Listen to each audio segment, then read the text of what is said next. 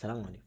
تخيل كده حد بيحاول يعمل ريست للباسورد بتاعك، والسايت اللي هو بيعمل له ريست ده بعت له كود من هو الاو تي بي من 4 ارقام على الايميل، يعني من 4 اصفار لحد 4 تسعات، يعني 10,000 احتمال. بس المفروض السايت او الموقع ده يوقفه بعد كام محاولة غلط.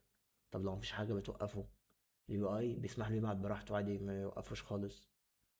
ممكن بقى يبعت كل الارقام دي ل10,000 رقم واحد ورا التاني لحد لما الرقم الصح ده يجي. ده مش خيال، ده فعلا حاجة اسمها unrestricted resource consumption، وهو رقم 4 في ال OWASP API Security Top 10. النهاردة هنعمله سوا إن شاء الله على CRAPI. في الحلقات اللي فاتت اتكلمنا عن حاجات مختلفة خالص. في الحلقة التانية اتكلمنا عن البولة، إن حد يقدر يشوف داتا مش بتاعته. الحلقة التالتة اتكلمنا عن البروكن اوثنتيكيشن، إن اللوجن نفسه فيه مشكلة. والحلقة الرابعة شفنا البوبلة، اللي إن ال API ممكن تقبل تغييرات المفروض ما تقبلهاش. طيب، النهارده بقى الموضوع مختلف شوية. الموضوع مش مين اللي يقدر يوصل، هو كام مرة يقدر يوصل. الاي بي اي بتاعتك بتستهلك موارد مع كل ريكوست: السي بي يو، الميموري، باندويتس، واحيانا فلوس. لو انت مثلا الاس ام اس اللي بتجيلك دي الشركة بتدفع عليها، طب لو حد بعت 10,000 اس ام اس او مليون اس ام اس، ده كوست على الشركة، هتحاسب على الكلام ده. فاحنا المفروض نحط ريت ليميت على حاجات معينة. مثلا كم مرة حد بيقدر يبعت او تي بي، مثلا حد بيرفع فايل اخره مثلا 5 ميجا بس، ما اخدش اكبر من كده. ممكن مثلا حاجه تاني، الريكوردز اللي الريسبونس بيرجعها، انت مثلا بترجع 1000 ريزلت، يكون حد بقى يرجع المليون، كل مليون ريكورد، ده المفروض ميبقاش مسموح. طيب، ممكن يبقى في الوقت اللي الريكوست ياخده، يعني اكسكيوشن تايم اوت، ده المفروض برضه يبقى عليه ريت ليميت. يبقى اي حاجه تقدر تستنزف السيستم لازم نعمل لها ريت ليميت، عشان من السيستم ما يقفش او يبقى بطيء. وكمان ممكن حاجة اكبر من كده، ان يجيله فاتورة زي ما قلنا في الاس ام اس كبيرة لو بتستخدم حاجة تدفع فيها فلوس. خلينا بقى نجرب زي ما متعودين، نجرب بايدينا على الثغرة دي. طيب، في فلو معروف هنا اللي هو بتاع الفورجت باسورد في سي ار اي بي اي. انت بتدخل هنا، تدوس فورجت باسورد، نفتح بس الانسبكت عشان ناخد الاي بي ايز، وهتدخل الايميل بتاعك مثلا ده، وتدوس سند او تي بي. قال لك ان هو ايه، تعمل له سند. تمام، طبعا انا هحط هنا مثلا اي رقم، واحط باسورد مثلا الجديد، اي باسورد. كده هنا في كود اتبعت ب4 ارقام على الميل عشان اعمل ريست باسورد. لاحظ هنا معايا الفرق بقى. في الحلقه الثالثه احنا قلنا ان مثلا يبقى في بروكن اوثنتيكيشن، ان ممكن ما ياخدش او تي بي ويعدي عادي مثلا. هنا لا، دي مش موجوده، دي تمام، في او تي بي وفي اوثنتيكيشن تمام. بس هو المشكله بقى في ايه، ان مفيش ريت ليميتنج لعدد المحاولات اللي انا ممكن اقدر اجرب بيها. يعني ممكن اقدر اجرب ال10,000 كلهم دلوقتي لحد ما الاو تي بي يجي معايا. يلا بينا نشوفها ازاي. هنعملها على الاي بي اي. اول حاجه هدوس هنا ست باسورد، اخد بس الاي بي اي، ونروح على الاي بي اي دوج. هضيف اول حاجه الاو تي بي بتاع الاندومين بتاعتنا بتاعت الاو تي بي، هي بوست. نحطها هنا زي ما متعودين، وناخد البيلود بتاعها، ادي جيسون. تمام، ونسميها او تي بي، وندوس سيف. تمام، دلوقتي انا عاوز ابعت الاو تي بي ده 10,000 مره واجرب. هروح زي ما متعودين كده على التيست، اكريت تيست سيناريو جديد، نقول او تي بي بروت فورس، وهنا اضيف الاند بوينت بتاعتي، واجي عند الاو تي بي هنا هخليه variable، نحط او تي بي، وندوس سيف، واجي عند التست داتا.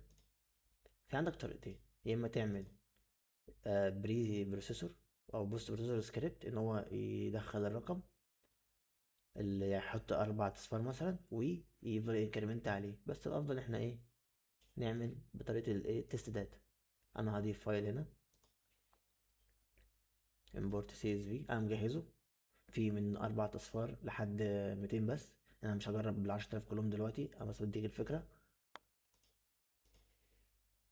هو هنا نزل اوتوماتيك لوحده، هو كل الاو تي بيز ده كل الايه نقدر نجرب بيه. طبعا انت عشان وقت الفيديو فانا هجرب لحد هنا بس، لحد 200 واحد بس، وادوس سيف.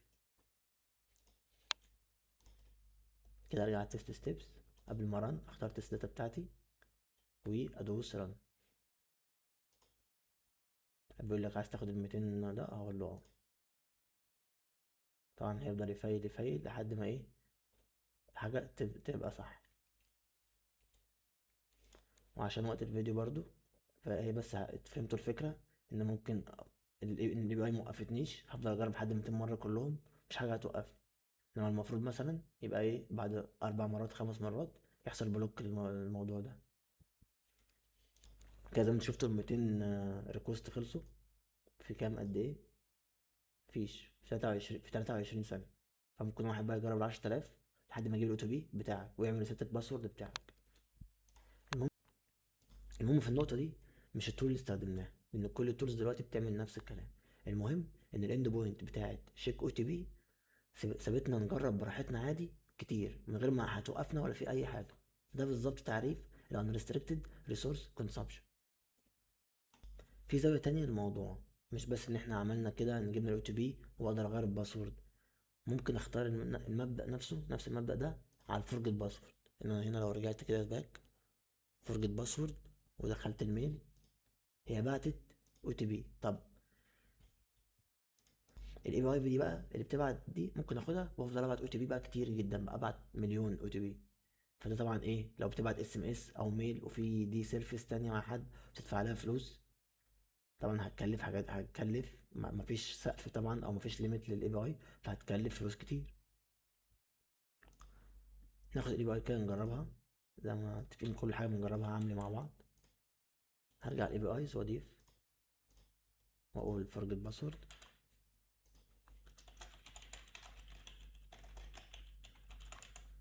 الاي بي اي بتاعتنا كانت بوست برضو. ناخد البيلود،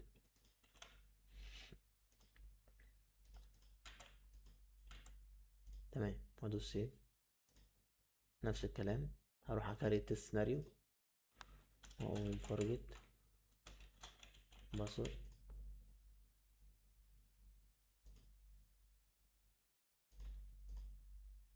ممكن اعمل هنا بقى 100 1000 10,000 واقول له رن.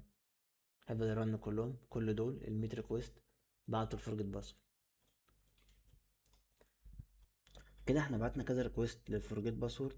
وطبعا ده بيبعت اس ام اس، لو ده نظام بجد او سيستم شغال باس ام اس او بايميل بجد طبعا هيكلفهم كتير. وده بيسموه في اوز الانكريزد اوبريشنال كوست. ده من اخطر الثغرات وتأثيره كبير جدا، والناس بتنساه وتركز على الداون تايم بس. طب ازاي نحمي الاي بي اي بتاعتنا؟ الحل مش معقد في الفكرة، بس محتاج تنفيذ صح.